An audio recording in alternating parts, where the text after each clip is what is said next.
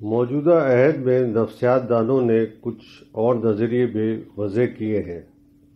ان کی روح سے پہلا خودکشی کی خالی منظر کشی یا ذہن میں خودکشی کا ایک اعلیٰ اور عرفہ خیال پیدا کر لینا ہے، جیسا کہ اردو شاعری میں جان ایلیا کے ہاں ملتا ہے، یا جدید بیگانگی کے فلسفے سے متاثر قلمکاروں مثلاً صادق حیات، کامو اور سارترے کے ہاں ملتا ہے۔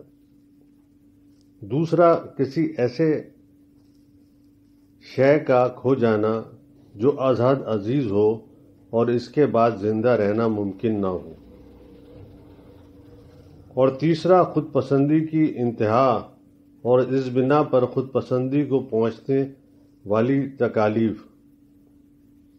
چوتھا، بے سمت اور بے جہد غصہ اور شدید احساس محرومی بھی خودکشی کو راہ دیتا ہے۔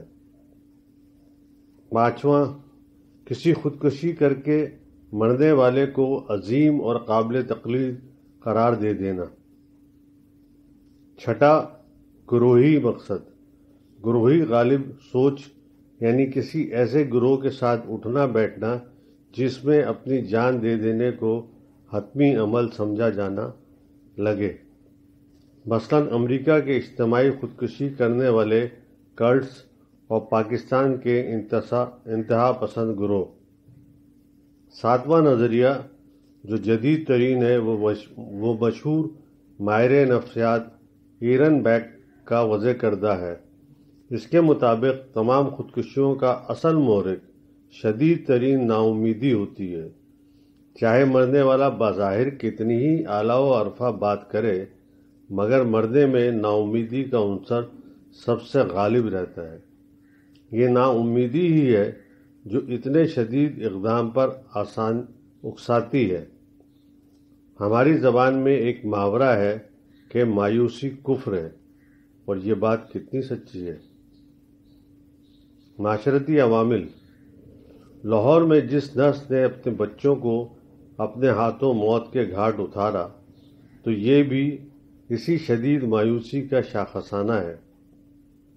معاشی ناہمواریاں، طبقاتی اونچ نیچ، بے روزگاری، روحانی بے چینی، مذہبی مایوسی، اخلاقی زبونحالی، کمزور کا استحصال، طاقتور کا تمام قوانین سے بالاتر ہونا اور دور دور تک کسی امید کی کرن کا نظر نہ آنا، یہ ان تمام واقعات کے معاشرتی عوامل ہیں۔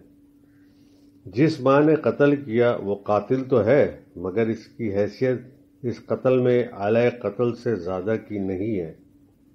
قتل ہمارے معاشرے نے کیا، ہمارے سماج کی جہالت نے کیا، ہماری شکستہ اقدار نے کیا، ہمارے تیزی سے انتہا پسندی کی طرف بڑھتے ہوئے مذہبی رجحانات نے کیا، ہمارے اندر دن بدن پنپتی ہوئی بیگانگی نے کیا، ہماری سیاسی ہوس اقتدار نے کیا، ہماری تشدد پسند سوچ نے کیا، ہماری اس طبیعت نے کیا جو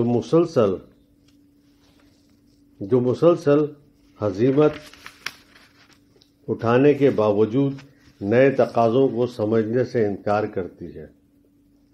بقول مشہور پاکستانی ماہر نفسیات پروفیسر ہارون احمد کے، خودکشی کا عمل تو ایک طرح کا احتجاج ہے، ایک توجہ دلانے کی کوشش ہے کہ دیکھو اے لوگو، یہ میں نے خود اپنے ساتھ کیا ہے، مجھے تسلیم کرو، دیکھو میں بھی تم ہی میں سے ہوں، میرے ہاتھ میرے ہی بچوں کے خون سے رنگے ہوئے ہیں، یہ جو ہم ایک دوسرے کو مار رہے ہیں، مذہبی مقامات پر درجنوں افراد موت کی بھیٹ چڑھ رہے ہیں، یہ ہم ہی ہیں۔